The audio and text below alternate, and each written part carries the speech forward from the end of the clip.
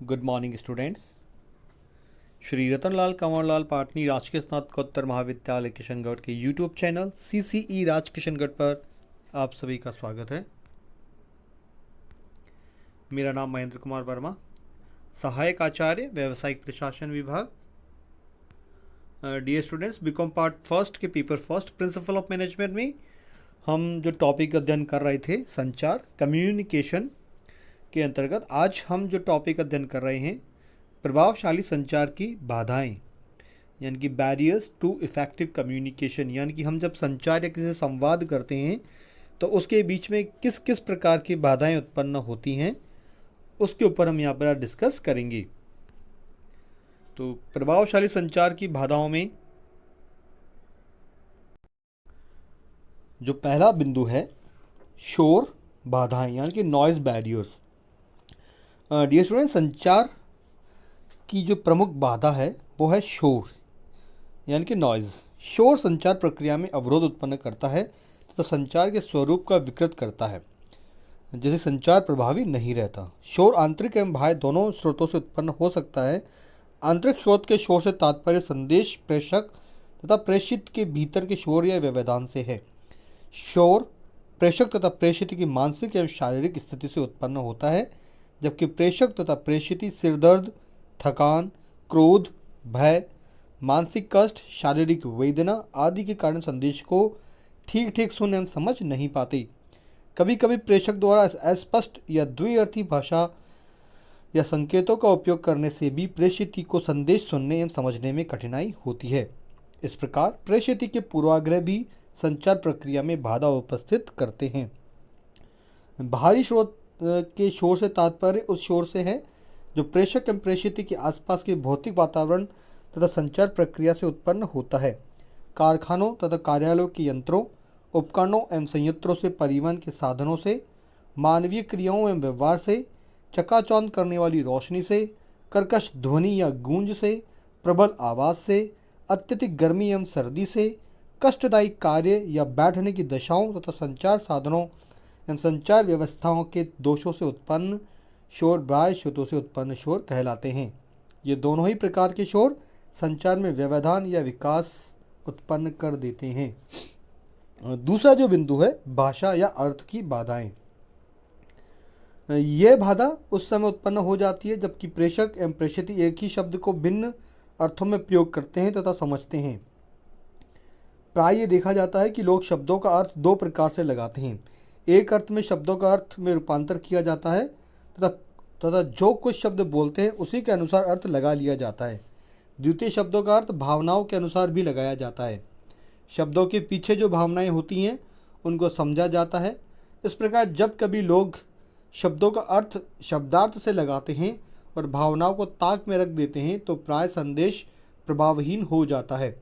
इसके अतिरिक्त कभी कभी अलग स्तर के लोग शब्दों का भिन्न भिन्न अर्थ भी लगाते हैं।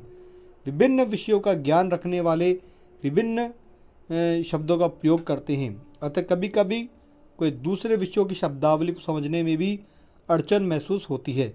इससे भी संदेशों के उचित प्रकार से संवहन में बाधा आती है। शब्दों के अनेक अर्थ होते हैं। संदेश में शब्द किसी अर्थ को प्रेषित करने के लिए संकेत रूप में प्रयोग किया जाता है, अतः उनका अर्थ समझने संदेश प्राप्तकर्ता अपनी सुविधा या इच्छा अनुसार करता है और यह आवश्यक नहीं है कि यह अर्थ संदेश देने वाले व्यक्ति के अर्थ से मिलता ही हो। थर्ड जो बाधा है सांस्कृतिक बाधाएं। दुनिया में सभी भागों में एक सी संस्कृति नहीं है। दुनिया में भिन्न भिन्न संस्कृति के लोग हैं, अतः एक ही प्रकार के शब्दों, मुहावरों, संकेतों, चित्रों, हाव भावों, रंगों आदि का समान अर्थ भी नहीं लगाया जाता। उन सभी का अर्थ प्रेषक तथा प्रेषित की संस्कृति से प्रभावित होता है। इसके अतिरिक्त विभिन्न देशों के रीति रिवाज एवं परंपराएं भी भिन्न होती हैं। फोर्थ पॉइंट है सामाजिक मानसिक बाधाएं। संचार में प्रेषक एवं प्रेषित की प्रवृत्तियां, धारणाएं, विचार, संगठन में पद, पारिवारिक पृष्ठभूमि, सामाजिक स्थिति तथा आदि प्रेषक एवं प्रेषित दोनों के लिए संचार में बाधाएं उपस्थित करते हैं। इनसे संदेश को भाषागत करने तथा संदेश का अर्थ निकालने में भी बाधा उपस्थित होती है। दूसरे शब्दों में विचारों का सही रूप से लिखना या व्यक्त करने तथा प्रेषित द्वारा उनका अर्थ समझने में बाधा उपस्थित होती है। प्रत्येक व्यक्ति का अपने सामाजिक परिवेश, शैक्षिक स्तर, पारिवारिक पृष्ठभूमि आदि के कारण सोच एवं बातचीत का एक विशेष नज़रिया बन जाता है। उसी सोच के आधार पर संदेशों का आदान प्रदान करते हैं तथा दूसरों को नाराज नहीं करके बल्कि खुश रखने का प्रयास करते हैं। ऐसा दृष्टिकोण संदेश में स्वतंत्र प्रवाह एवं निष्पक्ष प्रवाह में बाधा उपस्थित करता है। फिफ्थ जो पॉइंट है, भावनात्मक बाधाएं। प्रेषक एवं प्रेषित भावनाएं भी संचार की प्रभावशीलता में बाधाएं उपस्थित कर सकती हैं।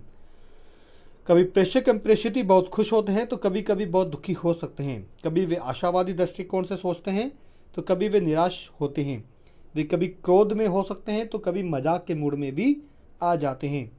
संदेश तैयार करने, भेजने तथा संदेश का अर्थ लगाने, संदेश की प्रतिक्रिया प्रकट करने में प्रेषक एवं प्रेषित की भावनात्मक दशाएं महत्वपूर्ण भूमिका अदा करती है। नेक्स्ट पॉइंट है अवबोधन की बाधाएं। प्रत्येक व्यक्ति का अवरोध अलग अलग होता है तथा प्रत्येक बात या संदेश को अपने मानसिक सोच एवं दृष्टिकोण के अनुसार समझते हैं। कभी कभी तो अवबोधन क्षमता इतनी जड़ हो जाती है कि हम प्रेषक की प्रत्येक बात को एक ही अर्थ या भाव में समझने लगते हैं। फलतः किसी प्रेषक की बात का सदैव सकारात्मक अर्थ ही लगाते हैं तो किसी अन्य प्रेषक के संदेश का सदैव ही नकारात्मक अर्थ लगाते रहते हैं। ऐसी स्थिति में लोग संदेश का अर्थ वैसा ही लगाते हैं जैसा उन्हें अच्छा लगता है। कभी कभी लोग संदेशों का अर्थ अपनी इच्छाओं, आवश्यकताओं, अपेक्षाओं, रुचियों, अनुभवों आदि के अनुरूप ही लगाने लगते हैं। वे संदेश की भाषा एवं अर्थ को विवेकपूर्ण ढंग से समझने का प्रयास प्राय नहीं कर पाते। इन सभी अवबोधन बाधाओं के कारण संचार में बाधा उपस्थित होती है। सातवां पॉइंट है सूचना चयन की बाधाएं। हमारे देश में ही नहीं, दुनिया के सभी देशों में गांधी के 3 बंदरों का उदाहरण देकर कहा जाता है कि बुरा मत देखो, बुरा मत सुनो, बुरा मत कहो। धर्मशास्त्री भी कहते हैं कि सत्य बोलो किंतु अप्रिय सत्य मत बोलो। ये कथन बहुत अच्छे हैं किंतु इनके कारण या इनका गलत अर्थ लगाने के कारण संचार में अनेक बार बाधाएं उत्पन्न हो जाती हैं। अधीनस्थ अपने अधिकारी को वही सूचना देता है जो उस अधिकारी की अच्छी एवं प्रिय लगे। अधीनस्थ प्राय संदेश को उसी प्रकार से दे देते हैं जिससे अधिकारी यह समझे कि सभी कार्य आशानुरूप हो रहे हैं। कुछ अधीनस्थ तो सूचना को तोड़ मरोड़ कर या अति संक्षेप में भी प्रस्तुत करते हैं। नेक्स्ट पॉइंट है सूचनाओं की तीव्र प्रवाह की बाधाएं। वर्तमान में संचार के त्वरित साधनों के तीव्र विकास से सूचनाओं का प्रवाह भी तीव्र होता जा रहा है। इसके कारण संस्थाओं के अधिकारियों एवं अधीनस्थों के पास सूचनाओं का अंबार लग जाता है। इससे कई लाभ भी हैं, वहीं दूसरी ओर इससे संचार में बाधा उपस्थित हो रही है। अधिकारी एवं अधीनस्थ सूचनाओं के इस भारी प्रवाह से निपटने में असहाय महसूस करते हैं तथा अनेक दुष्प्रभाव भी हो रहे हैं। इस स्थिति के कारण अधिकारी कुछ सूचनाओं, संदेशों का उत्तर ही नहीं दे पाते। कभी कभी वे उनके सही प्रत्युत्तर यथा समय भी नहीं दे पाते। कभी कभी तो महत्वपूर्ण सूचनाओं, संदेशों के उत्तर में इतनी देरी हो जाती है कि उसकी उपयोगिता ही समाप्त हो जाती है। अगला पॉइंट है अल्प स्मरण या धारणा से बाधाएं। प्रत्येक व्यक्ति की संदेशों को याद रखने की एक सीमा होती है। लोग कुछ संदेशों को कुछ समय तक नहीं भूलते, जबकि अगला पॉइंट हम बात करें अल्प स्मरण या धारणा से बाधाएं। प्रत्येक व्यक्ति के संदेशों को याद रखने की एक सीमा होती है। लोग कुछ संदेशों को कुछ समय तक नहीं भूलते, जबकि कुछ संदेश बहुत शीघ्र ही भूल जाते हैं। यह सब लोगों की स्मरण क्षमता के साथ साथ संदेश के प्रति लोगों को रुचि पर भी निर्भर करता है। जब संदेश स्मरण ना रहे या संदेश को सुरक्षित करके नहीं रखा जाए तो संदेश की प्रभावशीलता पर विपरीत असर होता है। किंतु व्यावसायिक जगत में संदेश को स्मरण दिलाने एवं उसको धारित करके रखने में सुविधा प्रदान करने हेतु एक ही संदेश के लिए प्राय एक से अधिक संचार साधनों का प्रयोग किया जा सकता है। 10वां पॉइंट है अल्प श्रवण की बाधाएं, यानी कि पुअर लिसनिंग। जब प्रेषक की बात या उसके संदेश को ठीक से तथा पूरा सुन नहीं एवं समझ नहीं पाता है तो संचार में बाधा उपस्थित हो जाती है। इसके कई कारण हो सकते हैं। कभी प्रेषित श्रोता को प्रेषक की बात में रुचि नहीं होती तो कभी प्रेषित के मस्तिष्क में अन्य कोई बात चल रही होती है। कभी कभी प्रेषक की वार्ता के दौरान अपनी बात को सुनाने का अधिक महत्व देने लगता है।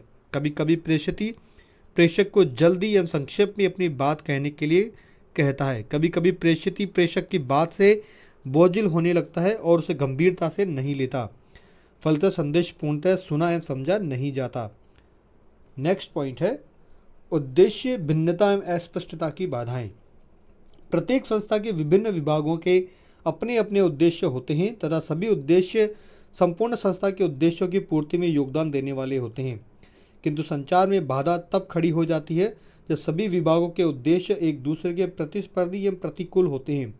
ऐसे में सभी विभाग अपने अपने हितों के अनुकूल संदेशों का आदान प्रदान करते हैं तथा संस्था के सामान्य हितों के लिए आवश्यक संदेश कहीं प्रकट ही नहीं होते। ऐसे में संस्था की संपूर्ण संचार व्यवस्था में ही बाधा उपस्थित हो जाती है। कभी कभी प्रेषित किए जाने वाले संदेशों का उद्देश्य स्पष्ट नहीं होता, इससे संदेश प्राप्तकर्ता असमंजस की स्थिति में होते हैं और वे संदेशों के अनुरूप कार्य करें या नहीं। नेक्स्ट पॉइंट है संगठन संरचना की बाधाएं। थियो हैमैन के अनुसार संगठन संरचना संगठन के सदस्यों के कुशलतापूर्वक एवं सरलता से संचार की क्षमता पर बहुत बड़ी मात्रा में प्रभाव डालती है।